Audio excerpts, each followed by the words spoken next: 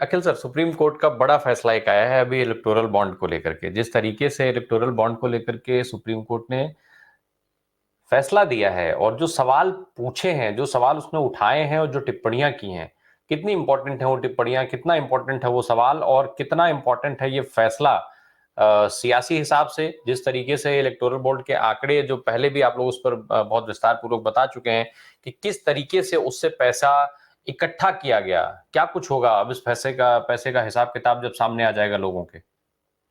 देखिए, ये बहुत ही ऐतिहासिक फैसला है राम प्रकाश जी। ये उस प्रकार का फैसला है जैसे जगमोहन लाल सिन्हा ने दिया था जब इंदिरा जी को सारी इमरजेंसी लगानी पड़ी थी, सब कुछ हुआ था। इनकी जो ऑक्सीजन की नली है उसको सुप्रीम कोर्ट ने काट दिया है और मैं सुप्रीम कोर्ट को सैल्यूट करता हूं, चंचूड़ साहब को सैल्यूट करता हूं। और आज मुझे गर्व है कि हमें ऐसा मुख्य न्यायाधीश और सुप्रीम कोर्ट मिला है। पूरे हिंदुस्तान की आस्था किसी पे हो ना हो, सुप्रीम कोर्ट पे है। आज सुप्रीम कोर्ट ने उस आस्था का संरक्षण कर लिया है। अब जब ये निकल के आएगा ना, ये सारा का सारा पैसा किसका है आपको पता चल जाएगा। जो राहुल गांधी कह रहे थे, जो महुआ मोइत्रा कह रही थी, और जो पार्लियामेंट के अंदर वो जो लोग उनका नाम लेते थे और बाहर कर दिए गए थे, अब सारा कच्चा चिट्ठा साम आ जाएगा। और दूसरा, मैं एक निवेदन करना चाहता हूं सुप्रीम कोर्ट से, मुझे नहीं पता केस वहां लगा है कि नहीं लगा है, पीएम केयर फंड के भी सोर्सेज ऑफ फंड को एक्सपोज कर दिया जाए, उनमें भी इन पूंजीपति और धन्ना सेठों का पैसा लगा होगा। किसान, गरीब किसान संघर्ष कर रहा है, ठंड में पड़ा हुआ है, सड़क के किनारे पड़ा हुआ है, उसकी आंखें फोड़ी जा रही हैं, और ये पूंजीपतियों को जिस प्रकार से पैसा, देश की संपत्ति लुटाई जा रही है, सुप्रीम कोर्ट ने कड़ा तमाचा लगाया है। और मैं चंचूड़ साहब से निवेदन करूंगा, रिटायर होने के पहले 2-4 ऐसे निर्णय और ले लीजिए, देश में लोकतंत्र स्थापित हो जाए जिससे। जी सर, ये सुप्रीम कोर्ट का जो फैसला है, जिस तरीके से इलेक्टोरल बॉन्ड से पैसे एकत्र किए गए थे, उसमें भी खास चीज ये थी कि जिस तरीके से फंडिंग्स आती थी पार्टीज के पास, अब ये जो फंडिंग के राज सामने आ जाएंगे लोगों के, तो ये जितना भी अभी तक, हालांकि सुप्रीम कोर्ट ने ये नहीं कहा है कि हम उस पैसे का क्या करेंगे, रिकवरी करेंगे, क्या रिकवरी करने जैसी संभावनाएं भी हो सकती हैं कि सुप्रीम कोर्ट ऐसा ऑर्डर कर दे कि नहीं नहीं ठीक है, जिसने जिस पार्टी ने जितना पैसा लिया वो सब वापस करे, और कैसे कैसे। देखिए, वो जो कानूनी था वही इलीगल था। अब आप सोचिए, अब सोचिए, एक तानाशाह बैठा है सत्ता में और वो ये कह रहा है कि जो पैसा आप देंगे, स्टेट बैंक ऑफ इंडिया में जमा कराएंगे और जो बॉन्ड लेंगे, उसके पैसे का पता नहीं चलेगा कि आपने किससे लिया, और वो आप किसी को ट्रांसफर कर लेंगे, कुछ कर लेंगे। जो कांग्रेस को पैसा देगा, जो वामपंथ को देगा, जो आरजेडी को देगा, वो पैसे का स्रोत state bank of India, finance ministry को और अमित शाह जी को और निर्मला जी को पता चल जाएगा। इसका मतलब यह है कि ये पैसा एक प्रकार का ब्लैकमेलिंग था पूंजीपतियों पे, और पूंजीपतियों को रोका जा रहा था कि अगर आपने अपोजिशन पार्टी को पैसा दिया तो गुरु ईडी रेड हो जाएगी आपके यहाँ। अगर आपने 5 करोड़ भी दिया तो ईडी रेड हो जाएगी, नहीं तो 5,000 करोड़ इधर दे दो, तुम्हारे सारे खून माफ। देखिए, ये एक प्रकार का व्यभिचार था, ये एक प्रकार का जो एक अतिक्रमण होता है, तो ये कानूनी गलत था। भाई, मैंने अगर पैसा दिया है तो उसको, भाई आज भगवान श्री राम के मंदिर में पैसा तो अखिल स्वामी ने लगाया, मेरे जैसे करोड़ों लोगों ने लगाया, श्रेय लेना है मोदी जी। अरे सबने पैसा लगाया यार, तो तुमने कैसे मंदिर बना दिया? सरकार ने मंदिर थोड़ी बनाया, मंदिर तो मैंने और हमारे जैसे लोगों ने बनाया, श्रेय तुम लिए चले जा रहे हो। तो असली मुद्दा यह है, गैर कानूनी था, और इसमें ऐसे ऐसे भ्रष्ट लोगों का पैसा। और एक और चीज राम प्रकाश जी बता दूं, इसमें चीनियों का पैसा मिलेगा, इसमें कम्युनिस्ट पार्टी ऑफ चाइना का पैसा मिलेगा, इसमें पाकिस्तान के भी पैसे मिलेंगे। लेकिन जैसे पनामा पेपर्स के पेपर पता नहीं चले किस किस के नाम थे, और जिनका नाम अभी हम लोग डिस्कस कर रहे थे, उनके पतिदेव का भी पनामा पेपर्स में नाम था, और जो अयोध्या गए थे उनमें काफी लोग ऐसे थे जिनका पनामा पेपर्स में नाम है। तो इसलिए ये डिस्क्लोज होना चाहिए। इसमें चीनी और पाकिस्तानी लोगों का पैसा अगर पता चल जाएगा, सुप्रीम कोर्ट ऑर्डर कर देगा, सबकी आंखें खुल जाएंगी। चीन और पाकिस्तान के पैसे पे कॉल, यहां देश की सारी संपदा एक पूंजीपति को सौंप रहे हैं। सर, ये जो पूरा पैसा है, अगर जितना भी फंड इकट्ठा किया गया है इससे, ये पूरा पैसा अगर देखा जाए ठीक से, तो जैसा कि पहले भी आप सारे लोग मानते रहे हैं कि ये पैसा एक तरीके से चोरी के पैसे की बात कही जाती थी, तो अब ये जो पैसा है उसके उपयोग पर भी क्या रोक लगाई जा सकती है, क्योंकि 6 मार्च की डेट पड़ी है, 6 मार्च तक सारी चीजें दी गई हैं, तो इस पूरे फंड पर क्या रोक लगाने का सिस्टम भी हो सकता है? अगर सुप्रीम कोर्ट रोक लगा देती है तो क्या कुछ होगा चुनाव का, लोकसभा चुनाव में? नहीं, रोक लगाएगी नहीं लगाएगी ये तो मानिए सुप्रीम कोर्ट जाने, लेकिन अगर मैं सुप्रीम कोर्ट का चीफ जस्टिस होता तो मैं कहता ये पैसा रिफंड करो। देखिए, अगर आपने जैसे सहारा इंडिया में आपने देखा ही कि पैसा उसने उगा लिया, सुप्रीम कोर्ट ने कहा सारे पैसे वापस करो, क्योंकि वो जो आपने पैसा उठाया था वो इलीगल था, वो उसका जो आपने कानून बनाया था वही इलीगल था, तो ये पैसा वापस। अच्छा, दूसरा, पीएम केयर फंड जब आपने बनाया तो हम लोगों ने पैसा दिया, उसमें हमने कहा यार पीएम केयर फंड है, ये देश की जनता के काम आएगा और इसका ऑडिट होगा, इसके सोर्सेज पता चलेंगे, इसके यूटिलाइजेशन पता चलेंगे। जब पैसा दे दिया तो कहते हैं साहब ये तो प्राइवेट फंड था और हम इसको ऑडिट भी नहीं कराएंगे, किसी को बताएंगे भी नहीं। अरे यार, तो पैसा हमने दिया, हम ही को नहीं बताया इस पैसे का क्या कर रहे हैं। दाऊद इब्राहिम और ये विजय माल्या को तो नहीं जा रहा पैसा, ये मेरा जानने का अधिकार नहीं है क्या? मेरा क्या ये जानने का अधिकार नहीं है कि चुनावी बॉन्ड में और पीएम केयर फंड में दाऊद इब्राहिम ने तो नहीं पैसे दे रखे हैं, कहीं इसमें ललित मोदी और नीरव मोदी तो नहीं? ये मेरा अधिकार है जो सुप्रीम कोर्ट ने कहा है। तो सुप्रीम कोर्ट जो कह रही है वास्तविकता में तो ये पैसा रिकवर होना चाहिए, आज तक जितना पैसा इकट्ठा किया गया है। ये जो सर, एक सवाल में एक चीज और समझ लूं, जो अडानी को लेकर के बातचीत होती है, तमाम जो फंड के कैसे फंड रेस किए गए, फिर कहां से घुमा करके कहां तक लाया जाता है, तो वो उस पैसे का भी बड़ा हिस्सा इसमें उपयोग हो सकता है कि भाई उसी के मार्फत जो है पार्टी का एक बड़ा खर्च, जिस तरीके से भाजपा ने अभी भव्यता के साथ पूरे देश में अपने कार्यालय बनाए, आज उनके कार्यालयों की जो स्थिति है उसका उसकी तुलना होटलों से की जाती है। नहीं, वही है, देखिए वही है, गंगाधर ही शक्तिमान है, शक्तिमान ही गंगाधर है। देखिए, हम लोगों की तो वो औकात नहीं है कि हम लोग कहीं 1 लाख रुपए 50,000 भी दे दें। भाई, अगर मान लीजिए कोई आदमी 10,000 करोड़ का घपला करता है या ड्रग्स पकड़ी जाती है उसके यहाँ 1 लाख करोड़, अब उससे कहते हैं 1 लाख करोड़ की ड्रग्स पकड़ी गई, तुम्हें 25 साल की जेल होगी। अरे इसमें से तुम ऐसा है 500 करोड़ हमें दे दो, पीएम केयर फंड में दे दो या चुनावी बॉन्ड में दे दो, हम तुम्हें छोड़ देते हैं।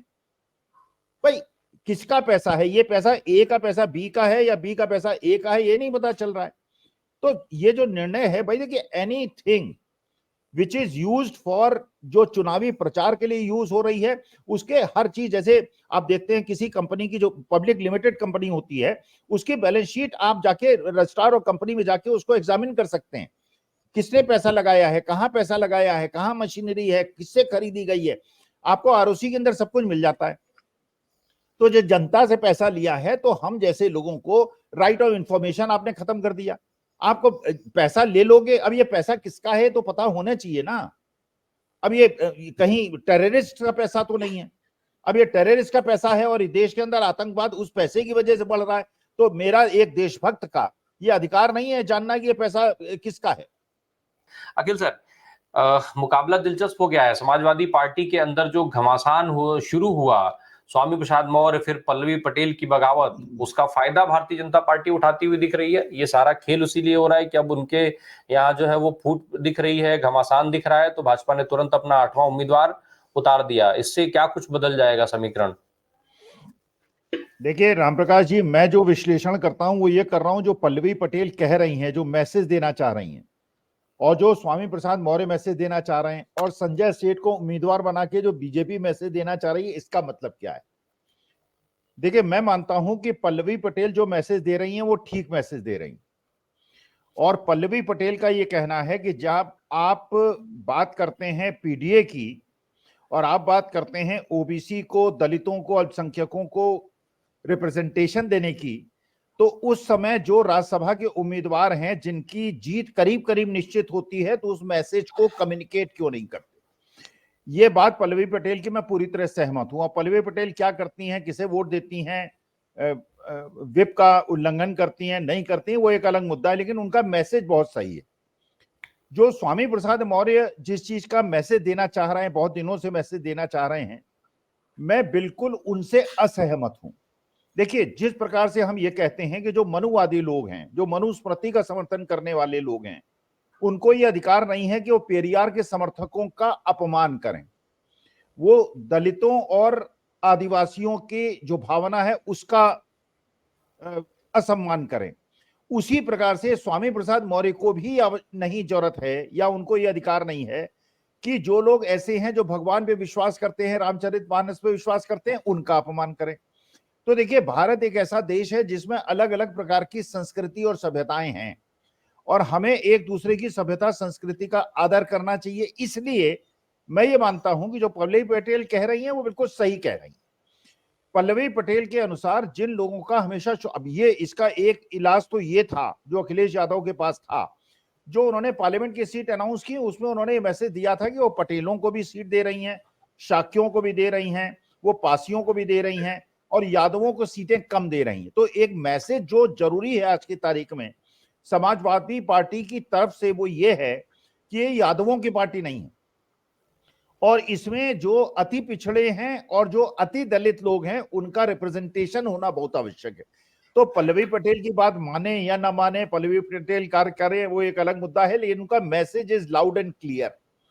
और यही बात बिहार के अंदर हुई है। देखिए, बिल्कुल बाकी तो सब बहुत अच्छा है, लेकिन जब आपको पता है कि जो आपका वोट बैंक है, let us be very frank, Uttar Pradesh Bihar के अंदर, जैसे आपने देखा बिहार के अंदर जो तीन लोगों ने किया विद्रोह किया आरजेडी से, उसमें दो तो बिल्कुल सवर्ण समाज के थे और ऐसे समाज के थे जो शायद वहां पे मनोज झा की जो कविता थी, जो उन्होंने पढ़ी थी किसी की कविता, उससे नाराज हो गए। तो ऐसी स्थिति में जब आप जानते हैं कि सोसाइटी बिल्कुल पोलराइज है, और ऐसे समय में जबकि आप जातीय जनगणना की बात कर रहे हैं, वो नहीं कर रहे हैं, वो बिल्कुल सवर्ण समाज को अपने साथ लेके चल रहे हैं, और आपको अगर जो आज एक धार्मिक उन्माद है उसका विरोध करना है तो उसमें जातीय संतुलन और जातीय रिप्रेजेंटेशन की आवश्यकता है। तो मैं वहां ये महसूस कर रहा हूं ये एक गलत मैसेज गया है, और इस मैसेज को इंडिया गठबंधन जो है उसको क्लियरली कम्युनिकेट करना आवश्यक है। नहीं तो ये जो मध्य प्रदेश राजस्थान में कांग्रेस की हालत इसलिए हुई, बात तो आप कर रहे हैं पीडीए की, ओबीसी रिजर्वेशन की, जातीय जनगणना की, और सीटें दे रहे हैं आप सवर्णों को, ये गलत मैसेज। अब क्या होगा वो तो। अखिल सर, मैं एक छोटी चीज और जोड़ दूं। रामजी लाल सुमन को इन्होंने तीसरा उम्मीदवार बनाया है। अब जब आंकड़े जिस हिसाब से फंसेंगे तो वो तीसरा उम्मीदवार जो है वो उसकी उम्मीदवारी पर जो है वो उसकी उम्मीदवारी दांव पर लग गई अब तो। और इस परिस्थिति के बाद जब रामजी लाल सुमन अगर राज्यसभा नहीं पहुंच पाते हैं, अखिलेश यादव ने आखिर एक दलित उतारा, उसको भी उन्होंने पहला दूसरा उम्मीदवार ना बना के तीसरा उम्मीदवार बनाया है। जबकि अगर जातीय हिसाब किताब देखा जाए तो आप जया बच्चन या आलोक रंजन में से किसी को भी बना सकते थे जब आप दो सवर्ण भेज रहे थे। तो उस परिस्थिति के बाद क्या पीडीए के हिसाब से अगर जिस दलित की बात कही जा रही तो फिर तो दलित भी नाराज होगा इनसे? नहीं, देखिए, रामजी लाल सुमन को जो पल्लवी पटेल का वोट है वो उनको एलोकेट कर देना चाहिए। और आलोक, ये बिल्कुल पल्लवी पटेल की बात सही है, Alok Ranjan doesn't deserve to be a Rajya Sabha member. देखिए, ये जो ब्यूरोक्रेट्स हैं ये बीजेपी के साथ भी रहते हैं। अब ये नपेंद्र मिश्रा मुलायम सिंह यादव जी के साथ भी थे, आज बीजेपी के साथ हैं, कल बहन जी का शासन आ जाएगा, वो बहन जी के साथ भी हो जाएंगे। तो जो राज्यसभा में लोग जाने चाहिए वो ऐसे लोग जाने चाहिए जो जमीनी नेता हों, जो जमीनी से संघर्ष से बड़े हुए लोग हों। तो रामजी लाल सुमन बिल्कुल डिजर्व करते हैं। अगर उनको सीटें सही तरीके से एलोकेट नहीं की जाएंगी, और जो आज की तारीख में लोग नाराज हैं, जो ऐसे लोग हैं जो ओबीसी या दलित समुदाय से आते हैं, रामजी लाल सुमन के जो सीट है, वो जो वोट है उनकी तरफ दिया जाए।